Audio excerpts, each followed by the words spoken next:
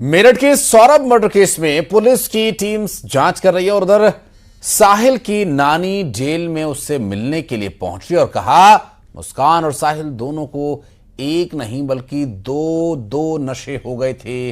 देखिए ये रिपोर्ट।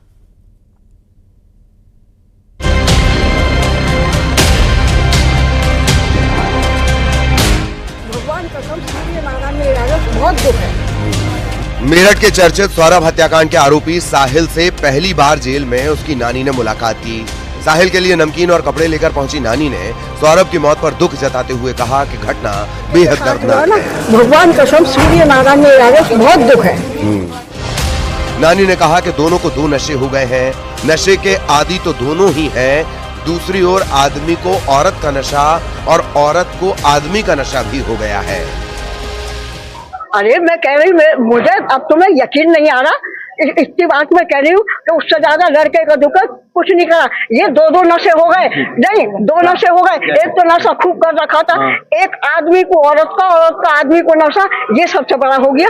जी हाँ, मैं आपको बता दूं कि पुलिस पूछताछ में जो मुस्कान ने पुलिस के अफसरों को बताया वो काफी चौंकाने वाला है। मुस्कान ने कहा कि सन 2021 में सौरभ के साथ उसका तलाक का मुकदमा शुरू हो गया था। उसके बावजूद सौरभ अपने खास दोस्त पंकज और उसकी माता यानी मुस्कान की जो माता है उसके साथ मिलकर मुस्कान की रेकी करा रहा था। उसके घर पर लगातार कौन आ रहा है कौन जा रहा है, इस बात से चिढ़ने के बाद वो सौरभ से काफी खफा थी, काफी नाराज चल रही थी। और नवंबर 2024 में उसने सौरभ को निपटाने का पूरा प्लान साहिल के साथ तैयार कर लिया था, जिसके लिए ड्रम, दवाइयां सब कुछ तैयार कर ली थी।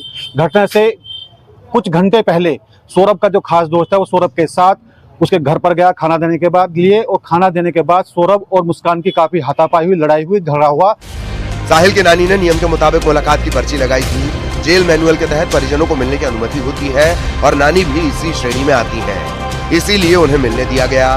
साहिल को जेल के भीतर अभी तक किसी काम में नहीं लगाया गया है। 10 दिन पूरे होने के बाद ही उसे जेल के किसी काम में शामिल किया जाएगा।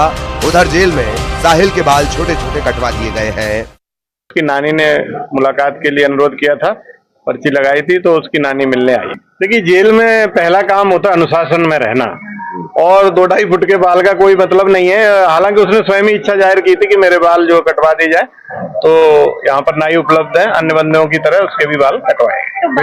मेरठ में सौरभ के परिवार पर दुखों का पहाड़ टूट पड़ा है। कातिल मुस्कान और उसके बॉयफ्रेंड साहिल की रातें जेल के भीतर अब तन्हाई में कट रही है। फिलहाल पुलिस की टीमें घटना के सबूत जुटा रही है, जिससे कातिलों को कानूनी रूप से अंजाम तक पहुंचाया जा सके। निखिल अग्रवाल, न्यूज़ 18 मेरठ।